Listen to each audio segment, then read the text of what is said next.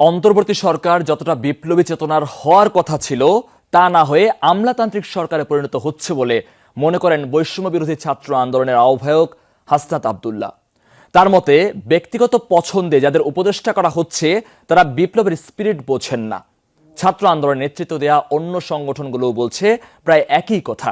রাষ্ট্র সংস্কারে এখনো দৃশ্যমান রূপরেখা কেন দেয়া হচ্ছে না, এ নিয়ে প্রশ্ন তাদের।